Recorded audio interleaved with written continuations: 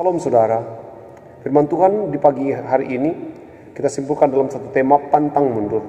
Berbicara tentang pantang mundur, maka bicara tentang semangat. Di kehidupan para pelaut ada ungkapan yang peribahasa yang lazim kita dengarkan adalah sekali layar terkembang pantang biduk surut ke pantai. Ungkapan ini hendak menyatakan bahwa sekali kita berjuang tidak boleh berhenti kalau tidak berhasil.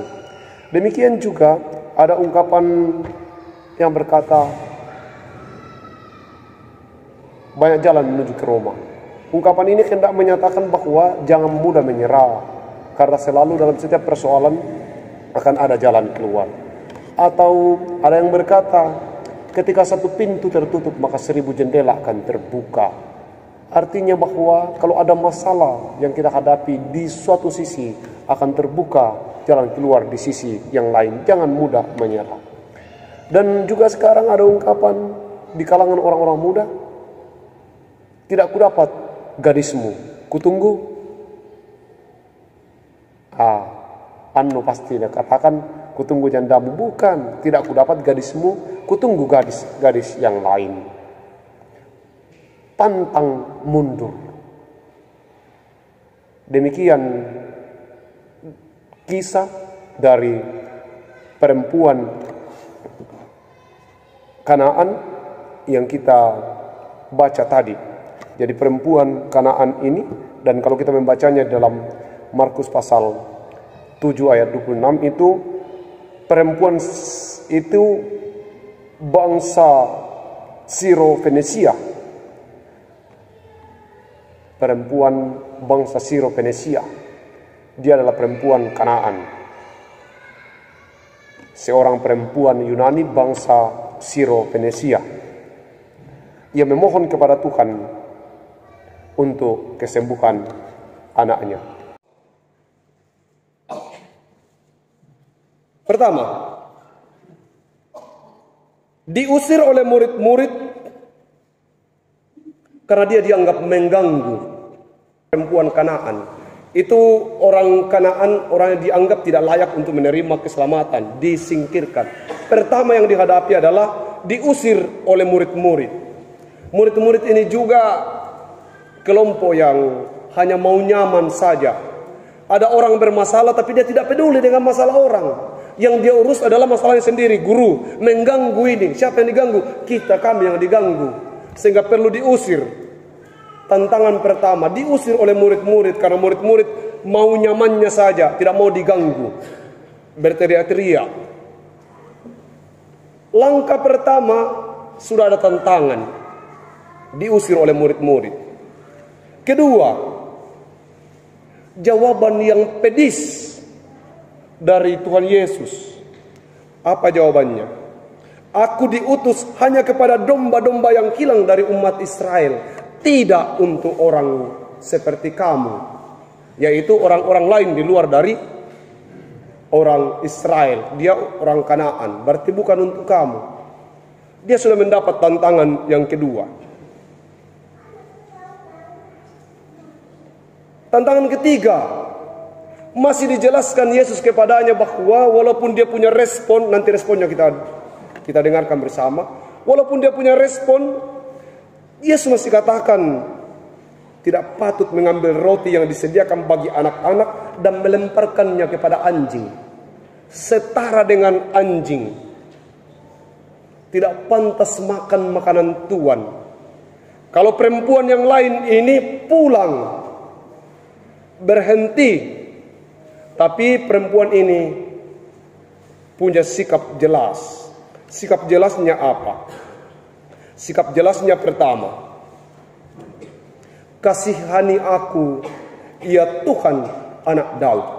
Ungkapan kasihani aku ya Tuhan anak Daud, Tuhan anak Daud hendak menyatakan bahwa dia, sekalipun dia perempuan Kanaan, dia mengenal siapa yang ada di depannya.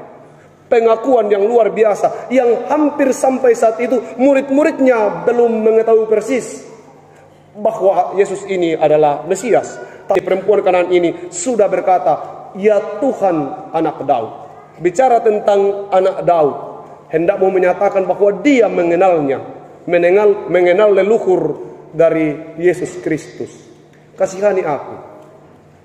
Tahap permintaan untuk dikasihani belum berhasil. Ungkapan yang ada justru diusir. Tetapi dia mengambil keputusan yang kedua.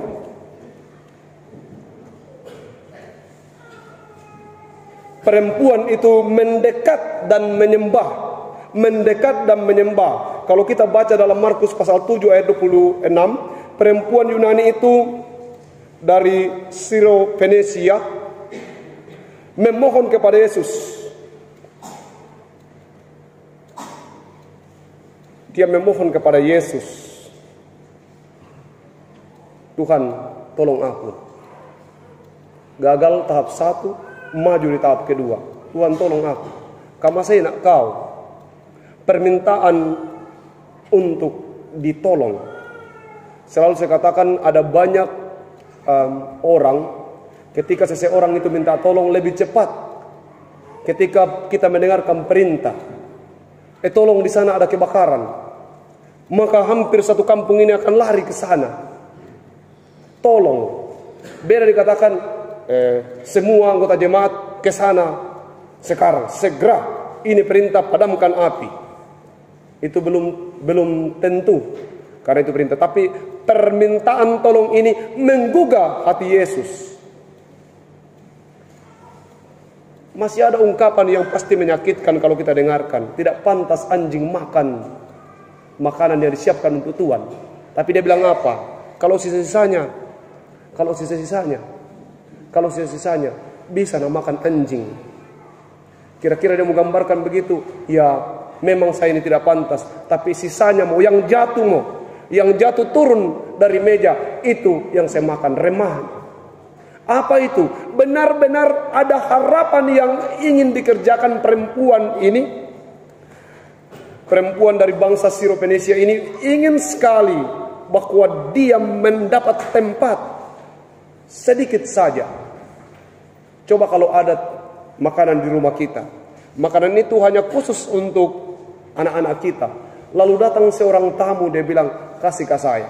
Pasti tentu berat untuk memberikannya, karena ini makanan khusus untuk anak kita.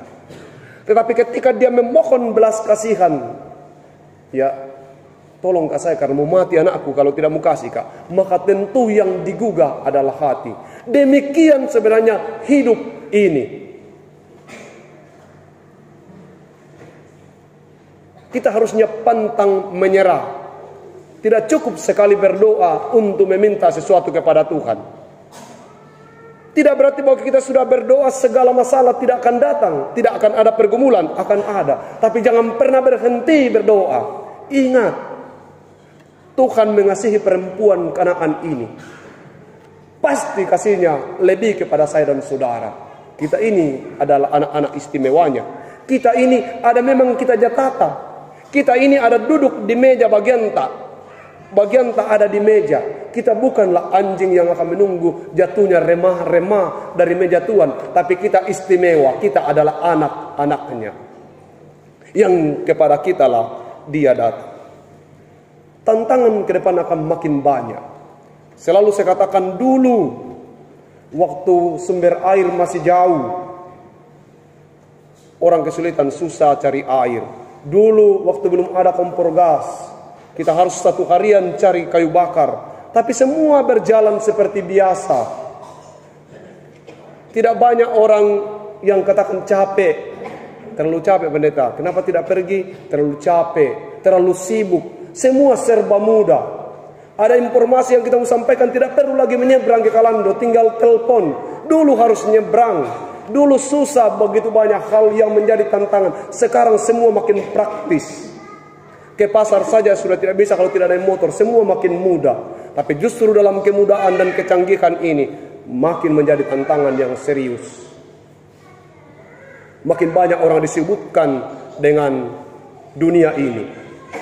Makin hari teknologi makin canggih. Makin hari itu juga ternyata menjadi tantangan serius bagi perjalanan kehidupan orang-orang percaya. Perempuan itu mendekat dan menyembah. Sekali digagalkan dia ambil sikap, bukan mundur.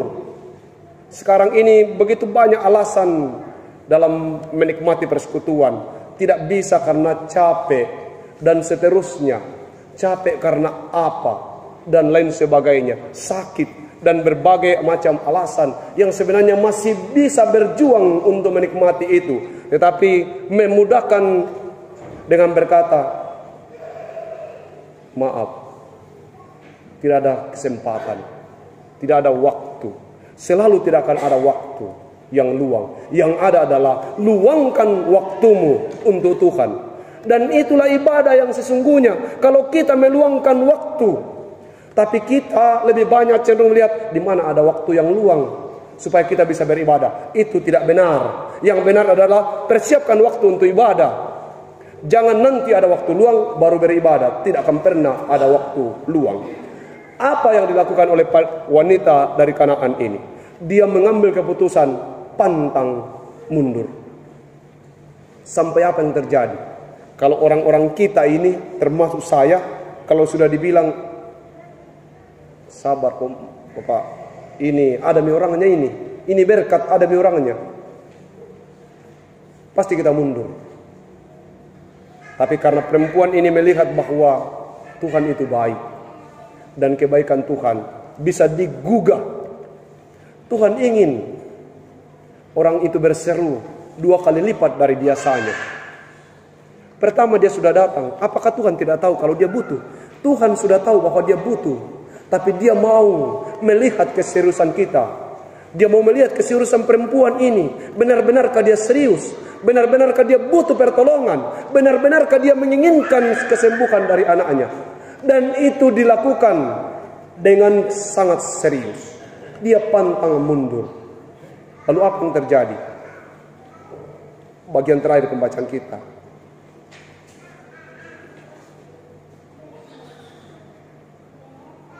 Yesus menjawab dan berkata kepadanya, "Hai ibu." Ini Yesus yang bilang, "Hai ibu, besar imanmu. Besar imanmu. Maka jadilah kepadamu seperti yang kau kehendaki." Ternyata orang-orang yang memiliki iman besar, kepadanya hal-hal yang dikehendaki bisa terjadi. Mujizat hanya terjadi bagi orang-orang yang percaya mujizat. Tapi mereka yang tidak percaya mujizat tidak akan pernah melihat mujizat itu menjadi nyata. Hai ibu, besar imanmu, maka jadilah kepadamu seperti yang kau kehendaki. Apa yang dia kehendaki? Tidak besar. Dia hanya mau agar anaknya disembuhkan. Dan kalau kita membaca di Markus pasal 7, kita akan melihat perempuan itu pulang ke rumahnya, lalu didapatinya anaknya itu berbaring di tempat tidur, sedang setan itu sudah keluar. Peristiwa itu tidak terjadi di depan mata sang ibu, tapi dia pulang karena dia sudah tahu Tuhan sudah menjawab doanya. Dan ternyata sampainya di rumah, dia melihat anaknya sudah sembuh. Kita semua yang hadir di sini harus menunggu kalimat ini dalam hubungan kita dengan Tuhan. Kita harus menunggu Yesus berkata, "Hai ibu, hai bapak, hai saudara, imanmu besar. Besar imanmu." Jikalau engkau sudah merasa bahwa engkau memiliki iman, maka teruslah berjuang, percayalah bahwa apa yang kau kehendaki akan dikabulkan Tuhan. Ternyata pengabulan Tuhan itu berdasarkan iman yang ada pada diri kita masing-masing. Pantang mundur. Amin.